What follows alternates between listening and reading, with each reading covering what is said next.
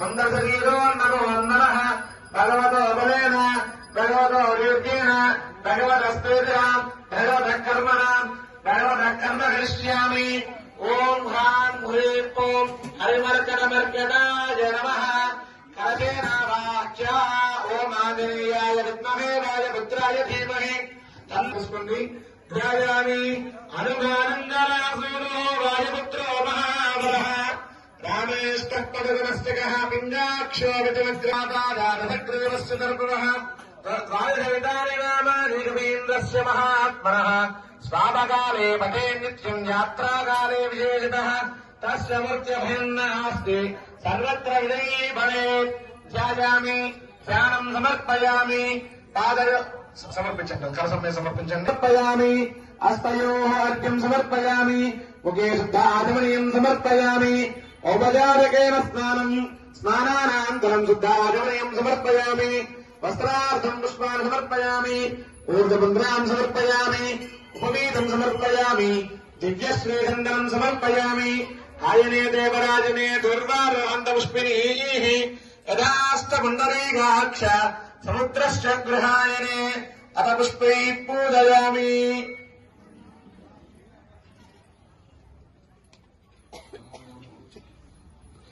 అథాంగ పూజాక్షరం కరిష్యే. అక్షరం సమర్పిస్తుండండి. ఓం మారుతయే నమః పాదో పూజయామి. సుగ్రీవసఖయే నమః గురుగో పూజయామి.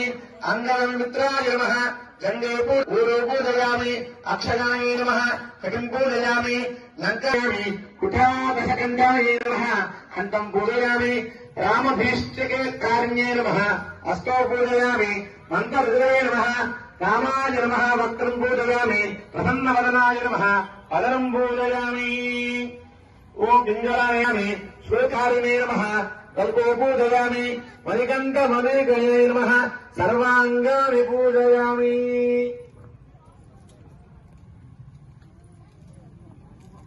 ప్లేట్లో పెట్టుకోండి.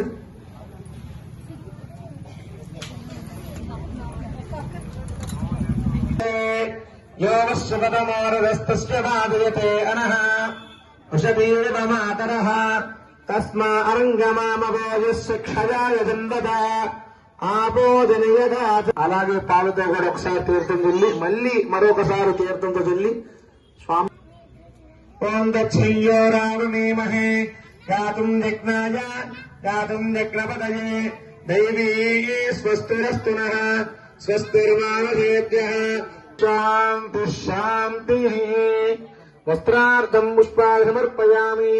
ఊర్ధపుండ్రాం సమర్పయామి. మా రూపుకి గంధము కుంకుమ పెట్టండి.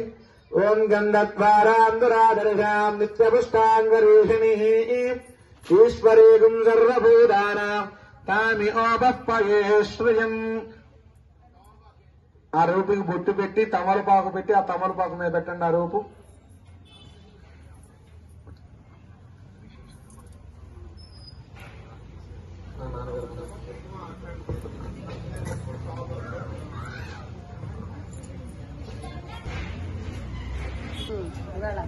వస్త్రార్థం పుష్పాన్ని సమర్పయామి. అత పుష్పై పూజయామి. మా అక్షంతలతో పూజ చేస్తుండండి స్వామివారికి. ఓం ఆంజనేయాయ నమః. ఓం మహావీరాయ నమః. ఓం హనుమతే నమః. నమః భయంకర ప్రవేదకాయ నమః. సర్వగ్రహనాశే నమః. భీమసేనాయ నమః. సర్వదుఃఖహాయ నమః. సర్వలోకధారిణే నమః. ఓం మనోజవాయ నమః. బాలకాకంద్రమూలస్థాయ నమః. సర్వమంత్రస్వరూపిణే నమః. సర్వతంత్రస్వరూపిణే నమః. సర్వేంద్రాత్మకాయ నమః. కపీశ్వరాయ నమః. మహాకాయ నమః. నమః. ఓం శ్రీరామ హనుమతే నమః. శుక్లాంబరం విష్ణుం శశివర్ణం చతుర్భుజం ప్రసన్నవదనం ధ్యాయేత్ సర్వవిఘ్నోపశాంతయే. ఓం నిశ్చత్పురవక్రాజ్యాపారిషద్యాస్యవం విఘ్నం విఘ్నం శ్వసేనం తమాశ్రయేతు మనోఛాందవేదే సౌరిక్యాదిజత్తమః ప్రణమ్మాం జగతానాథం రమానాథం మహోర్మహోం సూతం పురాణవక్తారం మహాభాగవతోత్తమం దృష్ట్యాం ప్రాంచస్సర్వే గోచత్వపరాయణః. పూర్వం పురాణకాలంలో త్రేతాయుగంలోనే ఈ వ్రతం ఆరంభించారట. శ్రీరామచంద్రుడు ఉద్భవించిన కాలంలో త్రేతాయుగంలోనే కొన్ని వేల సంవత్సరాల నాడే ఈ హనుమద్వ్రతం సంతరించుకుందిట.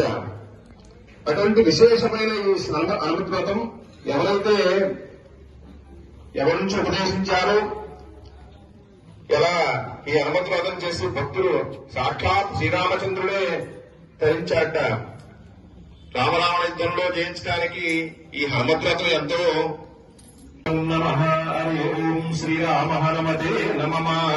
శుక్లాంబరం విష్ణుం శశివర్ణం చతుర్భుజం ప్రసన్నవదనం ధ్యాయేత్ సర్వవిఘ్నోపశాంతయే. ఓం నిశ్చత్పురవక్రాజ్యాపారిషద్యాస్యవం సతం విఘ్నం విఘ్నం శ్వసేనం తమాశ్రయేతు మనోఛాందవేదే సౌరిక్యాదిజత్తమః ప్రణమ్మాం జగతానాథం రమానాథం మహోర్మహోం సూతం పురాణవక్తారం మహాభాగవతోత్తమం దృష్ట్యాం ప్రాంచస్సర్వే గోచత్వపరాయణః. పూర్వం పురాణకాలంలో త్రేతాయుగంలోనే ఈ వ్రతం ఆరంభించారట. శ్రీరామచంద్రుడు ఉద్భవించిన కాలంలో త్రేతాయుగంలోనే కొన్ని వేల సంవత్సరాల నాడే ఈ హనుమద్వ్రతం సంతరించుకుందిట. అటువంటి విశేషమైన ఈ హనుమద్వ్రతం ఎవరైతే ఎవరి నుంచి ఉపదేశించారో, ఎలా ఈ హనుమద్వ్రతం చేసి భక్తులు సాక్షాత్ శ్రీరామచంద్రుడే ధరించాట. రామరావణ యుద్ధంలో జయించడానికి ఈ హనుమద్వ్రతం ఎంతో చెప్పబడుతుంది. అయితే కథాచం భగవాన్ వ్యాసః సంశ్చర్యాది యుధిష్ఠిరం ద్వైపరేం ద్రష్టుం సుభాగ్యదేవపురాతుం. మరి ఒకప్పుడు దయాపూర్ణులకు వ్యాస భగవానుడు తన శిష్యుడితో కలిసి మరి ద్వైతములకు ధర్మరాజునే మరి పాండవులు ఒకరైన ధర్మరాజు దగ్గరికి వచ్చాట. వెళ్ళినప్పుడు మరి ఆయన ధర్మరాజు ఎంతో ఆశ్చర్యపోయట, ఆనందపోయట. సాక్షాత్తు మనం ఆహ్వానించకుండానే వ్యాస భగవానుడు మన దగ్గరికి వచ్చారు అని ఆయన సంతోషపడి ఆయన ఎదురెళ్లి మర్యాదలు చేశాట ఈ ధర్మరాజు. అప్పుడు అద్వైతము పంచస్వరము గల కోరికలు గల షట్స్వరం పలుపు నెమలతోనూ మిక్కిలి కూడా ఆ భాగుగా మధ్యముల ఆ మొనర్చెట్టుగా దైవజ్ఞుల చేత పుత్రగోత్రాధిపంతో మనోహరమైనది శాస్త్ర వ్యాఖ్యములతో కూడిన నిత్యము అన్నదానం జరిగేట్టుది ఆ ధర్మరాజు రాజ్యంలో ఆ ఆశ్రమం ఉంటారు. మరి సాక్షాత్తు ధర్మానికి మరో పేరు శ్రీ ఆ ధర్మరాజు కాబట్టి అసత్యం తలగడు, నిత్యము ధర్మం 4 పాదాల్లో నడిపించేవాడు ధర్మరాజు. ఆ రాజు పాండవుల్లో పెద్దవాడైనవాడు. అలాగే తమ్ముడితో భార్యతో కూడి ధర్మరాజు చక్కగా ఆ వ్యాస భగవాన్ని నమస్కరించి సేవ చేశాట. గురు బ్రహ్మ గురు విష్ణు గురుదేవు మహేశ్వర గురు సాక్షాత్ పరబ్రహ్మ తస్మై శ్రీ గురవే నమః అని నమస్కారం చేశాట, సేవలు ఉంచాట. అలాగే ఆ ధర్మరాజు కూడా వ్యాస భగవానుడు మరి సేవ చేసి ధనిక పొందారు. అలా జరుగుతున్న సమయంలో ఆ వేదవ్యాసుడు ద్రౌపదికి చెప్పాట సేవలు మెచ్చి, ఓ బృహస్పతి దేవేంద్రుని క్షేమ విచారం తెలుసుకున్నట్ట. ధర్మరాజు యొక్క క్షేమం అడిగాట, ఈ రాజ్యంలో మరి నువ్వు ఎలా ఉన్నావు ఏంటని. అప్పుడు వేద మహామసులు అడిగిన మాటకి ఆ మహారాజా ధర్మం క్షేమే కదా మీ పరిపాలన అడిగాట వ్యాస మహానుడు. ఆ మహావీరుడైన భీముడు సుఖంగా ఉన్నాడా, నీ పాండవులందరూ ఎలా ఉన్నారని అడిగాట వేద మహామసులు. అలాగే అన్యం దుర్ఘాతం పతితం శివోత్తమ అశ్వతం మహారాజం కేవలం సంప్రదాయకం కృతస్మిన్ స్పదే శీఘ్రం భవదాజ్ఞవేదు. ఓ ధర్మరాజా, సంప్రదాయబద్ధమైన మిక్కిలి రహస్యమైన ఒక వ్రతం ఉంది. మళ్ళీ నీ రాజ్యం నీకు పొందాలంటే, వైభవం పొందాలంటే ఒక వ్రతం ఉంది, దాన్ని రహస్యంగా ఉపదేశిస్తున్నాను వినమన్నట్ట. అప్పుడు ఓ మహాముని ఆ వ్రత విశిష్టత ఏమిటి, ఎలా చేయాలి, ఏమిటి విధానం ఏంటని అడిగాట. మరి పూర్వం ఎవరైనా ఈ వ్రతాన్ని ఆచరించి ధన్య పొందేయాలని అడిగాట. అప్పుడు ఈ వ్రతం వెంటనే ఫలితం ఇచ్చేది. ఇప్పటికీ అందరూ మరి ఆచరించడానికి ఆ మహానుభావ మేమందరూ సిద్ధంగా ఉన్నామని పాండవులు చెప్పారట. అప్పుడు చెబుతున్నారట, బంధువులతో అందరితో కలిసి 4 వరములు వాళ్ళు ఈ వ్రతం ఆచరించవచ్చు. కాబట్టి అంతటి వ్యాసుడు హనుమంతుడు వ్రతం అని చెప్పారట. ఎవరైతే ఈ హనుమంతు వ్రతం ఆచరిస్తారో వాళ్ళకి ఇహలోకంలో పరలోకంలో మరి సుఖసౌఖ్యాలు భోగభాగ్యాలు కలుగుతాయని చెప్పారట. మళ్ళీ నీ రాజ్యం నీకు కలుగుతుందని చెప్పారట. ఓ రాజశ్రేష్ఠ, అద్భుత ఈ వ్రతం మహానుభవం ఆచరించి కార్యసిద్ధి పొందవచ్చు అని చెప్పారట ఆ వ్యాస భగవానుడు ఆ ధర్మరాజు. ప్రతి ఒక్క దుష్ట గ్రహములన్నీ పోతాయి. నవగ్రహాలకు అధిపతి అయిన ఆంజనేయ స్వామి మరి నీకు అనుగ్రహం కలుగజేస్తాడు. ఆనాడు నవగ్రహాల నుండి విడిపించాడు రావణాసురుడి దగ్గర నుంచి. కాబట్టి అటువంటి నవగ్రహం వరం పొందినవాడు, నవగ్రహాలకు అధిపతి ఆంజనేయ స్వామి అనుగ్రహం నీకు లభిస్తుంది, శుభ ఏకాదశి స్థానం లభిస్తుంది అని చెప్పాట. అప్పుడు పూర్వం కృష్ణ భగవాన్ ద్రౌపది ప్రార్థించుతూ శ్రీకృష్ణ భగవానుడు ద్రౌపదికి ఉపదేశించాడు ఈ వ్రతం యొక్క విశిష్టత చేయవలసిందని. అలాగే ఆ ద్రౌపది కూడా ఆనాడు ఈ వ్రతం ఆచరించింట. సంస్కృతి కంకణం కూడా ధరించింట, ఈ 13 పోగులు గల ముళ్ళు గల. అలాగే ఒకప్పుడు ఆ ద్రౌపది కంఠమును ధరించి హనుమత్ వ్రతాన్ని ప్రారంభచేసింట. అలాగే ఆ ద్రౌపది సుమధురమైన ఉత్తమమైన ఆయన హనుమత్ వ్రతం ఆచరిస్తూ గుణగానం చేస్తూ స్వామిని ఆరాధిస్తుంట. మరి ఆనాడు భర్త అయిన అర్జునుడు వచ్చాట, ఈ వ్రతం దగ్గరికి చూచాట. కోపపూర్ణమైన ఐశ్వర్యకరమైన అర్జునుడు మరి రాజ్యంలో ఉన్నాడు, మరి గౌరవం జయించాడు. అటువంటి గర్వోపేతమైన అర్జునుడు గర్వంతో ఈమెని ప్రశ్నించాట, ఈ వ్రతం ఏమిటి, ఈ జెండా మీద ఉండే ఈ ఆంజనేయ స్వామి రూపొందించడం ఏంటి అని అడిగాట. ఆకులు ఆవలు తినే ఒక వానరుడు అటువంటి వ్రతం ఆచరిస్తున్నావు ఏంటని అడిగాట అజ్ఞానంతో, రాజ్య అహంకారంతో. అప్పుడు భార్య చెప్పింట ద్రౌపది, అనగా ఆమె దుఃఖిస్తూ అర్జున్తో ఇట్లంట, ఓ రాజేంద్ర, ఈ వ్రతంలో జగన్నాథుడైన శ్రీకృష్ణుడే ఉపదేశించాడు అన్నగారు. ఆ మహనీయుడు వాసుదేవుని చెప్పిన మాట నేను అనుసరిస్తున్నాను. కాబట్టి ఈ వ్రతాన్ని విఘ్నం చేయొద్దని అడిగింట. అప్పుడు ఆ అర్జునుడు కోపించి, ఓ దిశుడా, నీవు పరిహాసంగా చెప్పాడేమో శ్రీకృష్ణ భగవానుడు. మరి అటువంటి దుష్టచిత్రుని కృష్ణుడైన ఇటువంటి వ్రతాన్ని నువ్వు ఆచరించడం అపచారం అన్నట్టుగా ఆమెని నిందించాట. ఆ వ్రతాన్ని మధ్యలోనే విఘ్నం చేశాట అర్జునుడు. ఆ వ్రతాన్ని ఆ తోరణం తీసివేయాల్సిందిగా ఆజ్ఞాపించాట. ఒక్క మాట ఎదురు చెప్పలేక ద్రౌపది ఈ 13 ముళ్ళుగా తోరగంజని మరి విసర్జించింది, తీసేసింట చేతుల నుండి. ఆ తీయటం వల్ల మరి దోషం మనకు మళ్ళీ కలిగింట. స్వామి ఆగ్రహానికి వాడు పాత్రలయ్యాట. అతః సంకల్పత్యగత మగద్వదా భవత్యం ప్రాప్త మయా సహ ధ్వాస్యేణం త్రయోదశగంధం తోరపుంచే భక్తవ్యం తంత్రం సమ్యకం వత్సైశ్వం త్రయోదశే. అటువంటి అందువల్ల ధర్మరాజా నీ యొక్క సకల సంపదలు పోయి ఆనాడు అర్జునుడు చేసిన అపరాధానికి భర్త మాట ఎదురు చెప్పలేక ద్రౌపది ఈ వ్రతాన్ని మధ్యలో విఘ్నం చేసింది, కంకణాన్ని వదిలిపెట్టేసింది. కాబట్టి ఇటువంటి అపరాధాన్ని మీ దుష్కృతం వల్ల మీకు మళ్ళీ ఇటువంటి శాపాలు తగిలి రాజ్యాన్ని పోగొట్టుకున్నారు, పూర్వ వైభవాన్ని పోగొట్టుకున్నారు. కాబట్టి మీరు మళ్లీ వ్రతాన్ని ఆచరిస్తే పూర్వ వైభవం వస్తుందని ఆనాడు వ్యాస భగవానుడు ఆ పాండవులకు ఉపదేశించాట. అలాగే మళ్లీ వాళ్ళు తెలుసుకుని ఆంజనేయ స్వామి వారి విశిష్టత తెలుసుకుని ఆనాడు నవగ్రహాలని రావణాసుడు బారి నుంచి భార్య అయిన మండోదరి ఆనాడు ఆ గర్భవాసంలో ఇంద్రజిత్తున్నప్పుడు రావణాసుడు బంధించాట నవగ్రహాలని. మరి తన చక్రంలో భరించాట, చక్రాన్ని వేసి మరి 12 స్థానాల గణాంకాలు వేసి ఆ నవగ్రహాలను బంధించినప్పుడు అక్కడ మరి వాటిని విడిపించాలంటే ఎంతో శక్తివంతుడైన మరి భగవంతుడు రావాలి. కాబట్టి ఆయన రామదూత అయిన ఆంజనేయ స్వామి వచ్చి ఈ గ్రహాలను విడిపించాట. ముందుగా శనేశ్వరుని విడిపించాట ఆ చక్రంలోంచి. ఆయన ఏకంగా 12వ స్థానంలోకి వచ్చినట్ట. 12వ స్థానం అంటే చాలా దుష్కృతం కలుగు చేసేది. ఇక అక్కడి నుంచి ఇంద్రజిత్తుకి అర్ధాయుషు, రావణాసుడికి పతనం, ఇవన్నీ మొదలైనట. అటువంటి శక్తివంతుడు ఆంజనేయ స్వామి వారు నవగ్రహాలనే విడిపించగలిగిన వారు. నవగ్రహాలను ఏకకాలంలో ఒకసారి పూజ చేస్తే ఎంత ఫలితమో అంత ఫలితం ఆంజనేయ స్వామి వారిని పూజిస్తూ వస్తుంట. 9 గ్రహాలను పూజించాలంటే ఎన్నో మాసాలు, ఎన్నో టైం పడుతుంది. ప్రదక్షిణం చేసి దానాలు చేసి జపదానం చేయండి. కానీ ఆంజనేయ స్వామి వారిని పూజిస్తే నవగ్రహాలు 9 గ్రహాలు ఏకాదశి స్థానంలో ఉంటాయట. అటువంటి నవగ్రహాలు ఆంజనేయ స్వామికి దాసులైనట. మమ్మల్ని వినిపించావు కాబట్టి మరి లోకాన్ని నడిపించగల గ్రహస్థితి కర్మానుసారంగా గ్రహాలు నవగ్రహాలు లేకపోతే మరి ఈ చక్రం నడవట. ఈ ప్రపంచం భూభాగంగా అంతా 14 లోకాలు కాబట్టి అటువంటి గ్రహాలు నిర్మించాడు కాబట్టి ఆయన నవగ్రహాలను ఆంజనేయునికి దాసులైనట. అటువంటి వరం వల్ల ఆంజనేయ స్వామిని ఎవరైతే పూజిస్తారో వాళ్ళకి నవగ్రహాలు శుభేకాదశిలో వెళ్తుంటే సర్వకార్యాలు సిద్ధిస్తాయట. కాబట్టి వీళ్ళు ఇటువంటి విజయం పొందడానికి కారణం ఆంజనేయ స్వామి హనుమత్మతంలో వీళ్ళు పాండవులు చక్కగా చేసుకున్నారు కాబట్టి మళ్ళీ పూర్వవైభవం కలిగింట. అలాగే ఈ వ్రతం ఆచరించి ధన్యత పొందారంట.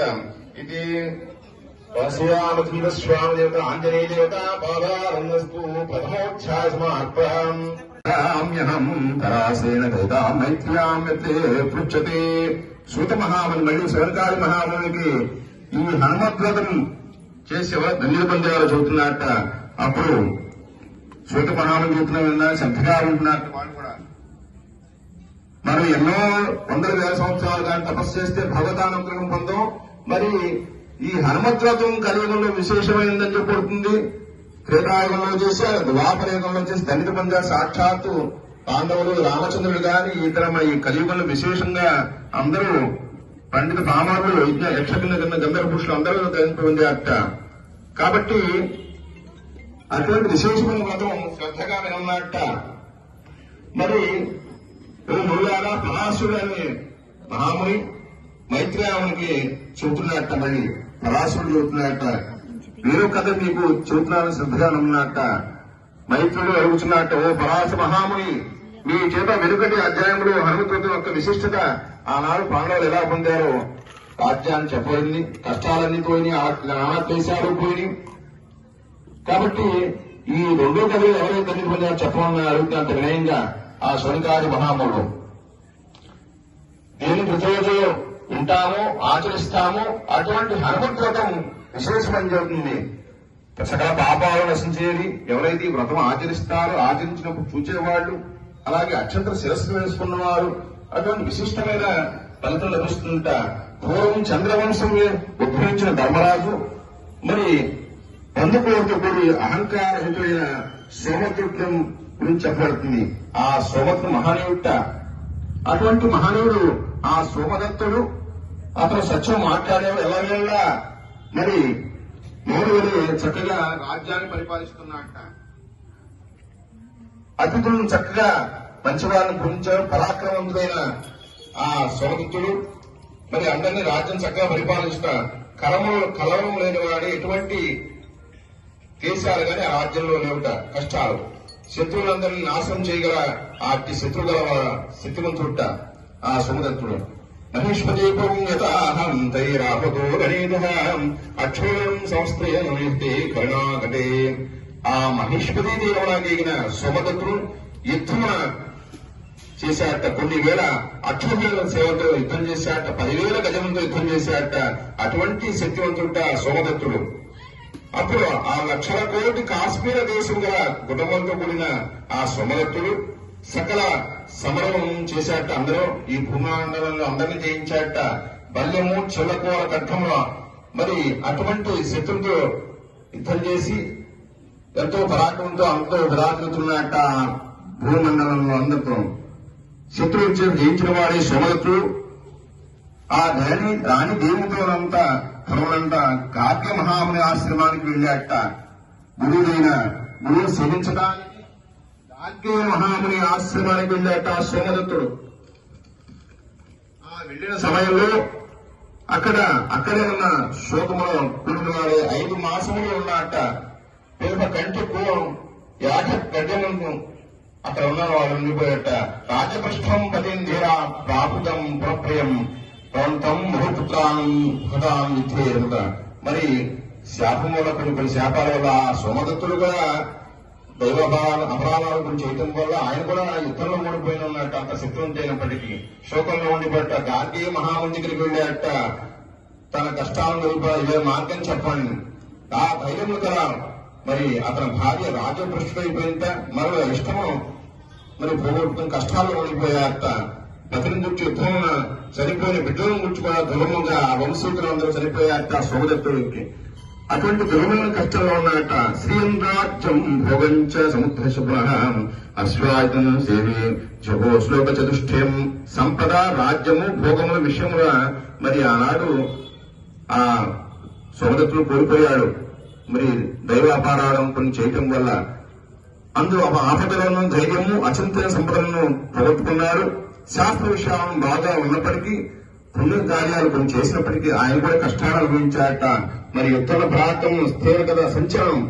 మరి సంపద లేని బ్రాహ్మణులు భక్తి ఉండాలట. బ్రాహ్మణులు ఎందుకు భక్తి ఉండాలట, గురువుని ఆశ్రయించాలట. అటువంటి కొన్ని దోషాలు ఉండటం వల్ల ఆయన కూడా కష్టాలు అనుభవించారట. భవిష్యత్తు భవతి నారికేణ బ్రాహ్మణు దత్తృత్యం దృశ్యతే సదా గజముక్తిం కపిద్ధం.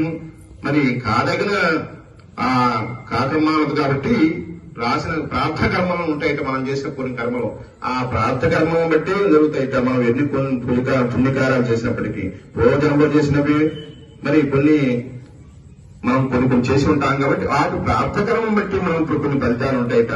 అలాగే ఈ జన్మలో ఆయన ఎన్ని పుణ్యకార్యాలు చేసినప్పటికీ ప్రార్థన భోజనం చేసిన దుష్కృతాలు ఆయన అనుభవిస్తున్నట్ట. దానికి ఎలా అని ఆలోచిస్తున్నట్ట. ఆ గారికే మహాముని ఆశ్రయించాడట. అప్పుడు చాలా బాధపడుతున్నట్ట. భార్యాభర్త సోమదత్తుడు ఆయన భార్య ఈ రీతిగా నీతి శాస్త్రం గురించి పండితులైన గార్గ్య మహాముని ఆశ్రయించారు.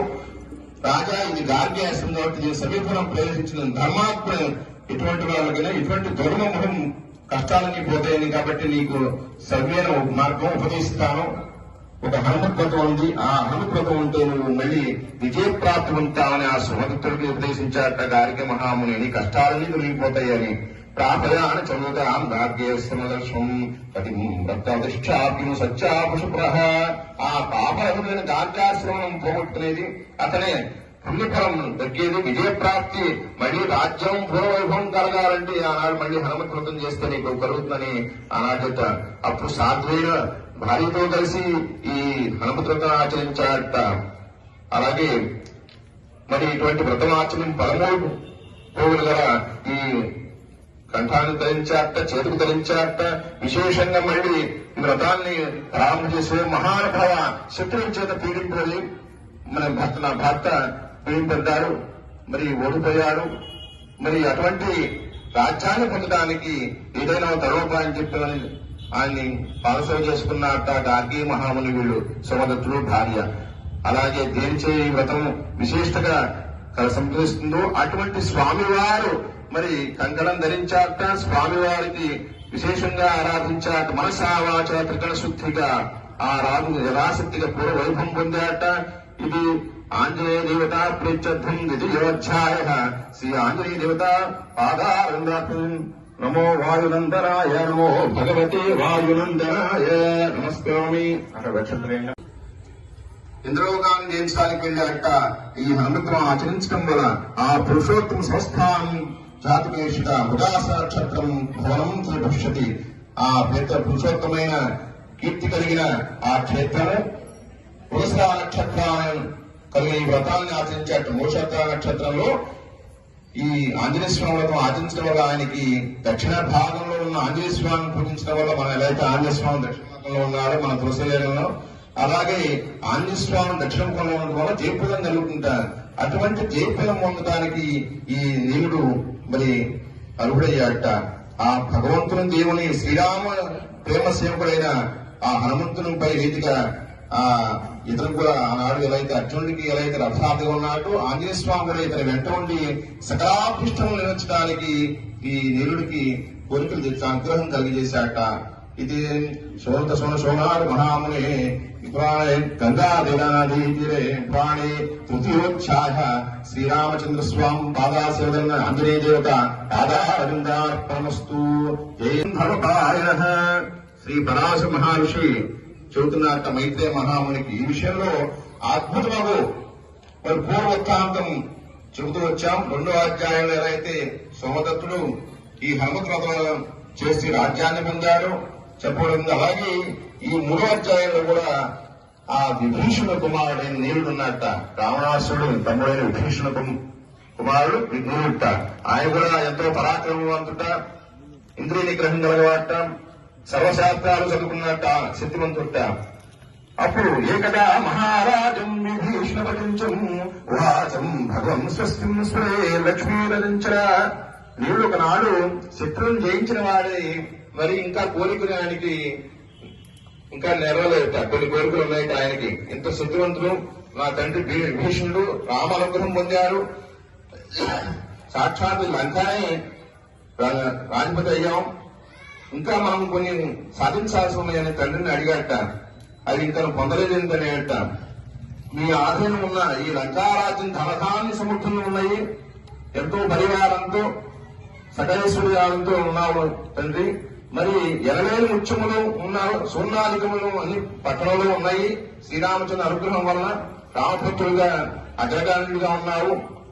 మరి ఈ అసురుల దగ్గర నుంచి వదిలిపెట్టి రావణ అన్నగారిని వదిలిపెట్టి చక్కగా మళ్ళీ ఈ భగవద్ అనుగ్రహం పొందడానికి వచ్చావు దేవతల దగ్గరికి.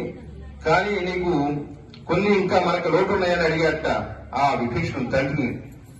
ఆ నీళ్లు ఆ విభీషణుని అడిగినప్పుడు చెబుతున్నట్ట, సాక్షాత్ జానకి నాథ చరణాంబుసేవయ సంప్రాప్యం మహాధరి మహారాజు సుకృత.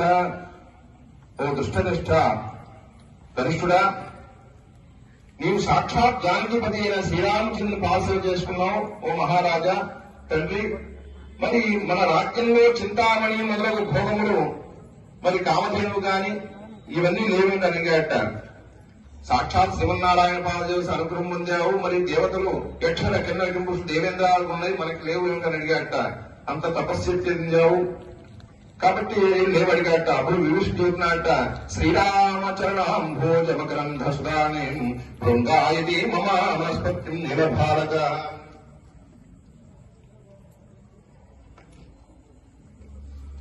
అప్పుడు విభీషణుడు చెబుతున్నట్ట, ఎవరైతే తేలిని తుమ్మిద ఆస్వాదిస్తుందో అటువంటి ఆ నీలకైకశ్యాముడు ఆజావహ్న అరవింద వాయుదాక్షణుడు కళ్యాణధాముడు ఆ శ్రీరామచంద్రుని చూచి నేను ఆనందపడ్డాను. అంతకన్నా ఆనందమైంది ఇంకేముంది. అటువంటి శ్రీరామచంద్రుడు చక్కగా మాట్లాడుతుంటే ఎంతో మధురంగా ఉంటారు. కాబట్టి అటువంటి శ్రీరామచంద్రుడు నమోస్తరంతారి సహస్రమూర్తి సహస్ర పాదాక్షోభాహే సహస్రనామే పురుషాశాశ్వతే సహస్రకోటి విధానే మహా. బ్రహ్మాదేవులు మహర్షులు ఎన్నో వందలుగా సంవత్సరాలు తపస్సు చేస్తే కానీ రామచంద్రుడు పాదసేవ చేసుకుంటానికి మరి అనుభవం అదృష్టం మొదలైపోయారు. కానీ నేను మటుకు ఈ శ్రీరామచంద్రునితో ఉండటం వల్ల నేను ఎటువంటి పాదసేవ పొందాను. ఇంతకన్నా భాగ్యం ఈ కామధేను చింతామణి ఇవన్నీ నాకు అవసరం అని అడిగాట. బ్రహ్మానంద సాహుదే మఘోషాం తత్వసార తత్వసాధాం మనం ప్రాప్తం మహోదయ లక్షణం. మరి అటువంటి అనుగ్రహం చేత బ్రహ్మానందం పొందాను. అటువంటి బ్రహ్మానందమైన సముద్రంలో ఉన్న శ్రీరామచంద్ర అనుగ్రహం వల్ల ఆ స్వామి సేవ చేసుకోవటం వల్ల అన్నట్ట. అప్పుడు అదేగాక దీర్ఘాయుషు దేవతలకు సాధ్యంగానే సామ్రాజ్యం పొందాను నేను. అలాగే రాముడు చింతామణి అని కలుపుతారు, కామధేను కూడా మరి అంతకన్నా గొప్పవేం కాదు రామచంద్రుడి కన్నా. కాబట్టి అటువంటి అదృష్టాన్ని పొందాను కుమారుడితో అన్నట్ట విభీషణుడు నీలుడితో. ఏకరాంస్తే వైకుంఠే హరేశ్వర కింద ఏకసారి మయా ప్రాప్తం పరమేశ్వరం. ఒక్క అంశమటుకు నాచే ఆ పరమేశ్వరుడు పొందిన అంశదే వైకుంఠాన్ని హరిచారణ చైత్రం పొందాలని అనుకున్నాను, పొందాను. వైకుంఠాన్ని ఎల్లకుండానే పూర్వకంలో పొందానని చెప్పేట. ఆ జనకాపతి దయా వలన దేవేంద్ర దిక్పాదులకు పొందిన అదృష్టాన్ని నేను పొందాను ఈ భూలోకంలోనే అని చెప్పాట. అప్పుడు ఇక సంకల్ప ప్రయోజనం అంటే చింతామణితో వాంచుతూ ఉన్నట్ట నీళ్లు. అయినా సరే అవి కూడా జయించాలి, ఇంద్రుని జయించాలి. ఆనాడు నా తండ్రి గారు పెద్దనాన్న గారు జయించారు. అటువంటి శౌర్యాన్ని అటువంటి కీర్తిని కావాలనుకుంటున్నట్టు అహంతో ఆ నీళ్లు తండ్రి చెప్పిన మాటలు ఆయనకి ఇంకా అర్థం కాలేదట. అలాగా దివ్యరత్న జాతం గురు శుశ్రూష వల్ల వస్తుందని చెప్పాట. నువ్వు అవి పొందాలని కోరుకుంటే వాత్సల్యానికి ఆయన కూడా లోనైపోయాట. విభీషణుడు కొడుకు పాదం చూడలేక అప్పుడు చెప్పాట, నువ్వు అవన్నీ పొందాలంటే గురువుని ఆశ్రయించాలి, శుక్రాచారం దగ్గరికి వెళ్ళి నువ్వు సుశ్రోత్రం చేయాలి, ఆ గురువు దగ్గర అస్త్రశస్త్రాలు మన మంత్రోపసారం చేయాలి, తపస్సు చేయాలి. అటువంటి తపస్సు వల్ల మళ్ళీ నువ్వు ఇంద్రలోకాన్ని వెళ్ళవు. మరి వజ్రాయుధాన్ని పొందాలన్నా చింతామణి పొందాలన్నా ఇవన్నీ నీకు అవసరం అని చెప్పాట. అంతేగాని ఇక్కడ నుండి పోతే అది స్వార్థపరితమైన కోరికలు అవుతాయి అని చెప్పాట విభీషణుడు కొడుకుతో నీళ్లతో. అప్పుడు వాటిని పొందటానికి శుక్రాచార్య దగ్గరికి వెళ్ళాట. ఆ నీరుడు వెళ్లి శుక్రాచార్య గురు శిష్యుడు రామ్ చేసి ఎన్నో 13 ఏళ్ళు చేశాట. ఆ చేసిన తర్వాత 12 ఏళ్ల తర్వాత 13 ఏట శుక్రాచార్యం సంతోషించడం వల్ల ఆయన అనుగ్రహం శత్రు పొందాట. అభిష్టం కరోమేది నీరం ప్రాహం మహావతి సోహా విజ్ఞాపయాం స్వాభిష్టం సర్వదుర్భుతం. నీరుని కోరిక తీర్చడానికి ఆ మహానుభావుడైన శుక్రాచార్యుడు ఉపదేశించాట శత్రువుని. అలా అందుకు ప్రీతులైన రాక్షస జాతి అయిన గురువైన శుక్రాచార్యులు మరి ఉపదేశించడం వల్ల అటువంటి విద్యలను సేవించడం వల్ల మళ్ళీ ఇంద్రాలోకం వెళ్లి ఆనాడు ఒక దూతం పంపాట. పంపి యుద్ధాన్ని ప్రకటించమన్నట్ట. ఆ ఏడు రేపు నక్షత్రం మూసా నక్షత్రం. ఆ విద్యను పొందడానికి శ్రీరాముడు దూత అయిన పంచవక్ర హనుమంతునికి సంబంధించిన మరి ఈ వ్రతం ఆచరించాట. ఆ నీరుడు శుక్రాచార్య ఉపదేశించడం వల్ల ఆ శత్రులన్నీ పొందాట. ఈ వ్రతం యొక్క అనుగ్రహం శత్రు పొందాట. ఈ హనుమత్ వ్రతం చేయటం వల్ల నీరుడు కూడా పరమశోభ హనుమతం చేయటం వల్ల నీరుడు ప్రశాంతంగా గరుడిగా భార్గవ రత్నాదులతో శత్రు పొందాట. మహావిద్యను జపించాట.